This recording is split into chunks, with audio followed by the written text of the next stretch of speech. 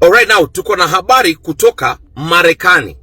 Now, the US have told Mama Samia Suluhu that she has 72 hours to release the opposition leaders who she is keeping as hostages. That is number one.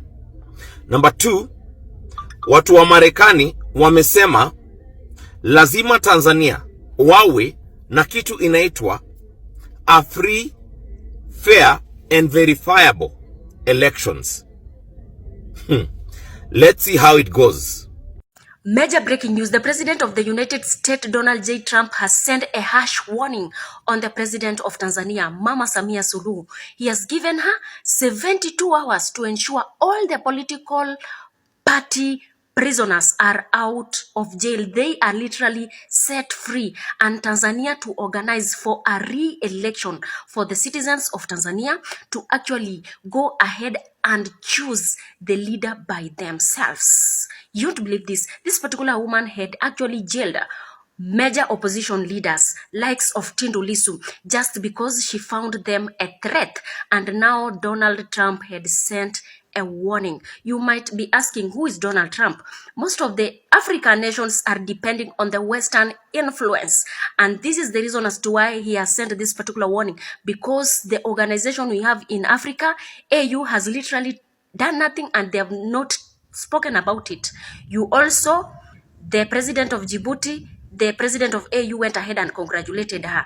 Yesterday, a lot of Tanzanians submitted their evidences to the International Criminal Court. And maybe this is the reason as to why Donald Trump has issued this particular statement to this particular woman, that she should act fast or else things might escalate faster. Anyway, let's keep watching. I'll keep updating you. We have some major breaking news. So the government of America, they want nothing to do with Tanzania if Samia Suluhu remains to be the president. Yes, they do not trust her. As a matter of fact, they have said that now they're reviewing their relationship with Tanzania. Let me explain how this happened. I'm sure by now you've already heard about the terrible things that are happening to the Tanzanian people. In just a few days, lots of people are unalived. Those people, they just went in the streets, they just wanted to demand for their rights. But all they found was a power-hungry woman who sent the police, armed policemen, to unalive them. It's reported that thousands of people were unalived, and I'm telling you, America noticed. Senator Genz of the United States Foreign Relations Committees, she accused Suluhu's ruling party, that is Chama cha Mapinduzi, CCM party, of endangering both citizens and foreign visitors of the country in the 5 days of darkness. And yes, she called it the 5 days of darkness, and I find it to be the accurate description of what happened. So now America is reviewing their relationship with Tanzania, and a lot of people are expecting America to put sanctions on Tanzania, but also they're expecting to put travel bans on senior officials of the Tanzanian government. What I believe is America does not care about Tanzania's election. They're just worried. They're worried about China's relation with Tanzania. So now they're trying to scare Tanzania because now they have a reason to do it. All that we know now is that Suluhu, she's on America's radar. So now she'll be careful on what she does next. But what do you think about this? Will America do something about Suluhu? America has started to cut ties with Tanzania. Yesterday, America sent a warning to Samia Suluhu. They said they're going to reconsider on their relationship with Tanzania. Well, today, they have put Tanzania on a travel advisory list. In other words, they're telling their people, do not travel to Tanzania. It's not safe there. It seems like they're trying to make Tanzania look as bad as possible, because they did not just stop at don't go to Tanzania. They made sure to put this travel advisory under category 3. You see, America, they classify their travel advisories under 4 categories, from category 1 to 4, with 1 being you can go there but be careful, and 4 being do not even think about going there, you'll be unalived, you'll be kidnapped, or many other terrible things. Well, Tanzania, they've been placed under category 3. This is just crazy. Category 3 are countries that are run by terrorists or stuff like that, but not Tanzania. Tanzania is known to be a peaceful country. Well, America does not care. They're saying their people should not go to Tanzania. Yesterday, the American government accused Samia Suluhu and her party, Chama cha Mapinduzi, of doing terrible things and being responsible of the protests that happened there, the unalivings. In fact, they called it the 5 days of darkness. And now, this is the step the American government is taking. But this is going to hurt Tanzania. This is going to hurt the Tanzanian tourism sector, and in turn, it's going to hurt the economy of Tanzania. But what do you guys think? Do you agree with America? Do you agree that it's dangerous right now in Tanzania and no one should travel there? I have some major breaking news. You see, 2 days ago, America sent a warning to Tanzania, but more specifically, that warning was directed to Samia Suluhu. They said that they know what Samia Suluhu and her party, Chama cha Mapinduzi, did. They said that they saw all those terrible things, and now they are taking a step back and reevaluating their relationship with Tanzania. Now, America is telling their citizens and the rest of the world, do not travel to Tanzania. It's not safe there. Yes, they've put Tanzania on a Category 3 travel advisory list. Yes, and if you're wondering what is Category 3, basically when America wants to tell you which country is safe and which is not, they put them in categories. Between Category 1, where you can go there but keep an eye out, and Category 4, where it's dangerous, don't even think about going there. Tanzania have been placed in Category 3. In other words, it's the second worst category. So now America, they're saying Tanzania is not safe. You should not go there under any circumstances. This is going to hurt Tanzania a lot, because remember, tourism is one of their biggest sectors. So if it's affected, their economy is also going to be affected. A lot of people online are saying that America does not care about the elections in Tanzania. They don't care about Samia Suluhu. They're just worried. They're worried because Tanzania has been getting closer and closer with China. So America is doing this just to scare Tanzania. What do you think about this? Can America actually do something about Samia Suluhu? Hey guys, I'm currently trapped in a remote Tanzanian village with no way out. Tanzania is currently in a state of political unrest due to a recent election, so a lot of the country has erupted into violent protests. And I'm currently on day 3 with no internet, as the country's decided to black out the entire population from the outside world. I was at the airport for 6 hours yesterday until I found out my flight was canceled, with no new date expected. There's no planes, there's no buses, and a lot of major roads are closed, as there's roadblocks and gas stations supposedly being lit on fire. But the positive side is the airline put me in this super nice hotel indefinitely, for free also. In the meantime, I have nothing I could really do except drink beer by this pool. So yeah, I have no idea how I'm gonna escape this country, but I need to be in Kenya in like 2 days. But the borders are closed and there's no airplanes, so I'm gonna have to pull off a miracle here. I don't give one fuck. They can kill me. That's the least of my problem.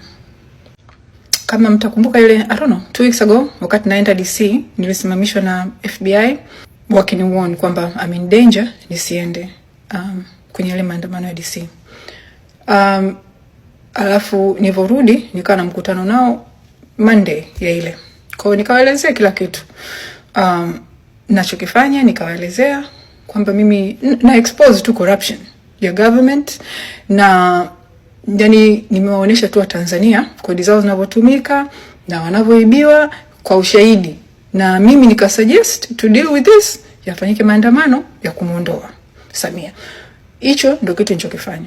Kwa tukatumishia hapo, wakawa satisfied na information hizo hapa, kina wakaniambia be careful kwa sababu intelligence yetu ni kwamba they are serious, wanataka kuumiza. So be careful.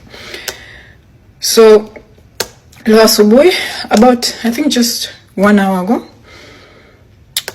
FBI ndo wamenipa habari, wameniambia there is a hit out on you. Mexican cartel wameshakuwa contracted na serikali ya Tanzania waje waku take out. So so we just have to let you know, Mexican cartel wameshapewa hiyo kazi.